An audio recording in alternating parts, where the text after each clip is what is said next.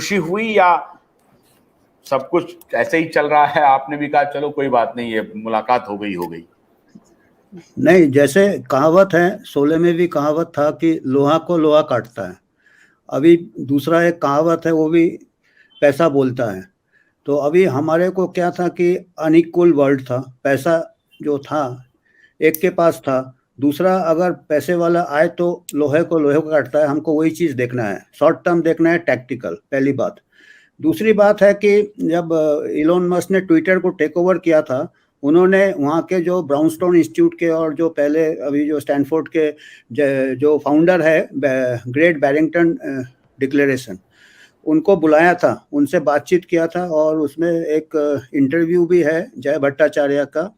और जब को आपको मालूम होगा कि जय भट्टाचार्य को बिल गेट्स, सॉची वगैरह वगैरह ने फ्रिंज एपिडेमियोलॉजिस्ट बोल दिया था, नज़रअंदाज कर दिया था उनको। जैसे ही ट्विटर लिया था, जय भट्टाचार्य के साथ उन्होंने 1 घंटे बात किया था, पूरा डिस्कशन किया था। और वो भी जैसे हम यूएचओ का जो काम कर रहे हैं, ब्राउनस्टोन इंस्टीट्यूट से ही हमने वो मॉडल लिया है। उन्होंने भी ये चालू किया है, ब्राउनस्टोन इंस्टीट्यूट, उनके जो लेख आते हैं, उनके जो चर्चा आते हैं, हम भी छोटे पैमाने में चालू किया है। तो जब वो अमेरिका में है वो तो उन्होंने जय भट्टा से बात किया, और हमें उम्मीद है कि जब एलोन मस्क आएंगे तो ईएचओ मेंबर को भी जरूर बुलाएंगे। तो इससे कम से कम वो दूसरा जो पक्ष है वो भी थोड़ा एक प्लेटफॉर्म मिल जाता है, एक वजन मिल जाता है। तो उस हिसाब से तो हमको ये नहीं देखना है, जैसे नीलेश ओझा हमेशा बोलता है, who is right, what is right देखना है। अभी हमारा जो ये एक इशू है, जो कोविड में एक ही पक्ष लिया गया, दूसरे को सेंसरशिप कर दिया गया।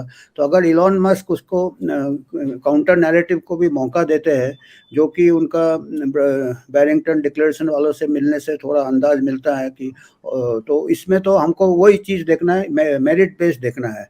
लॉन्ग टर्म क्या होगा, जैसे भास्कर रमन साहब ने भी बोला कि वो तो कोई भी कभी भी बदल सकता है, वो अपना ये देखेंगे।